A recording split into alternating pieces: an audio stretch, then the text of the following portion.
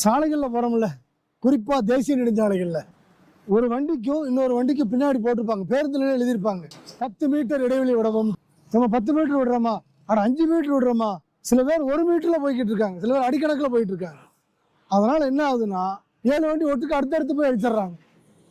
அப்புறம் இப்போ சமீபத்தில் இருசக்கர வாகனம், ஒருத்தர் முன்னாடி ஒருத்தர் 3 பேர் அடிக்கிறாங்க. தேசிய நெடுஞ்சாலைகளில் போகிறப்போ, இந்த மாதிரி பெரிய நெடுஞ்சாலைகளில் போகிறப்ப எல்லாம் கொஞ்சம் நின்று நிதானமாக போதுமான இடைவெளி விடுங்க. அந்த 30 அடி 10 மீட்டர்னா 10 மீட்டர் இடைவெளி விடுங்க. அப்போனா தான் அவங்க வண்டி ஒரு பிரேக் திடீர்னு பிரேக் பிடிச்சு நிறுத்தினா நம்ம வண்டி நிறுத்த முடியும், அதுக்குள்ளே முட்டுறதுக்கு முன்னாடி. இல்லைன்னா நம்ம வண்டியும் போய் சாதாரணமாகும். நம்ம வண்டியில் முன்னாடி பின்னாடி அடிச்சிருவாங்க, முத்தமிட்ட மாதிரி சொல்லுவோம்ல, முன்னாடி பின்னாடி கொண்டு அடிச்சிருவாங்க. அப்படி அடிச்சு நிறைய இடத்துல விபத்து நடக்குது. அதனால சாலைகளில் போறப்போ முழு கவனத்தோடையும் எச்சரிக்கை உணர்வோடையும் அக்கறையோடையும் போதுமான இடைவெளி விட்டு போங்க. பாருங்க இப்போ எப்படி போயிட்டு இருக்காங்க பாருங்க, எல்லாம் ஒட்டி ஒட்டி போயிட்டு இருக்காங்க. திடீர்னு ஒரு பிரேக் அடிச்சா 100 கிலோமீட்டர் வேகத்துல உடனடியாக பிரேக் அடிச்சா அந்த வண்டி போய் அடிக்கத்தான் செய்வாங்க.